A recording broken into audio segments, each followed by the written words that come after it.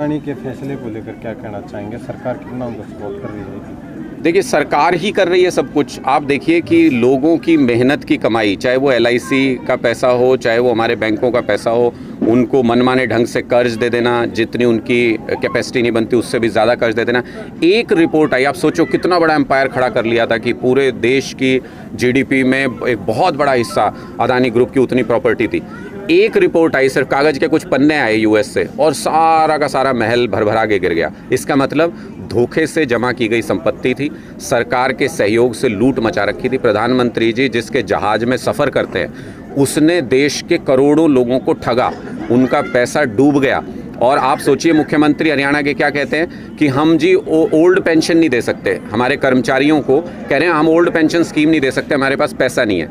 मैं ये आज खुले तौर पे आप लोगों के माध्यम से ये आरोप लगा रहा हूँ कि कर्मचारियों की गाढ़ी कमाई का पैसा सरकार ने शेयर मार्केट में अडानी ग्रुप में लगा दिया और डुबवा दिया उस पैसे को। इनके पास अडानी ग्रुप में करोड़ों लाखों करोड़ रुपए लगा के डुबोने के लिए पैसा है, लेकिन अपने कर्मचारियों को जो दिन रात मेहनत करते हैं, काम करते हैं, स्टेट चलाते हैं, उनको पेंशन देने के लिए इनके पास पैसा नहीं है। तो ये बहुत शर्मनाक पहलू है और मुझे लगता है कि ये गुब्बारा फूट गया एक के बाद एक। आप उसके बाद देखिए, स्वामी रामदेव जी की कंपनी के कल 23% शेयर गिर गए। तो मुझे लगता है कि एक के बाद एक जो ये झूठ के अंबार खड़े किए गए थे, झूठ के गुब्बारे फुलाए गए थे, ये एक के बाद एक फूट रहे हैं। और धीरे धीरे मोदी जी की सरकार की भी और भारतीय जनता पार्टी की भी पोल खुल रही है कि एक गुब्बारा बनाया गया था, एक शोबाजी की गई थी, देश में विकास नहीं हुआ पिछले 8 सालों में।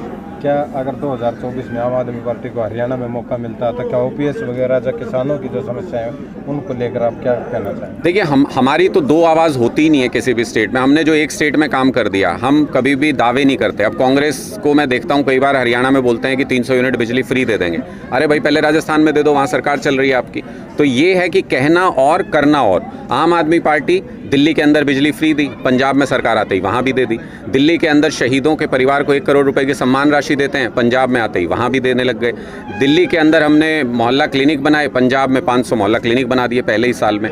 तो मुझे लगता है हमारी कथनी और करनी में फ़र्क नहीं है। जो हमने दिल्ली में किया वो हम पंजाब में करेंगे और वही हम हरियाणा के अंदर भी करेंगे। तो यहाँ पे भी वो सारी सुविधाएं मिलेंगी। हमने पंजाब में OPS लागू कर दिया ऑलरेडी, हमने उसके लिए प्रावधान कर दिया। ये बाकी स्टेट कांग्रेस के रो रहे हैं अभी तक कि केंद्र पैसा नहीं दे रहा, ये नहीं कर रहा, वो नहीं कर रहा।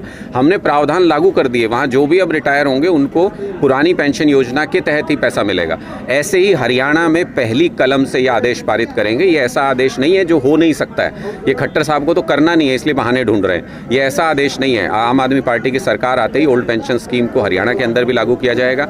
बिजली यहाँ के लोगों को भी फ्री मिलेगी, पानी यहाँ के लोगों को भी फ्री मिलेगा। स्कूल यहाँ पे भी शानदार स्कूल बनाएंगे, सरकारी स्कूल, शानदार अस्पताल बनाएंगे। यहाँ पे भी वो सारी योजनाएं लागू होंगी जो दिल्ली और पंजाब के लोग जिसका फ़ायदा उठा रहे हैं।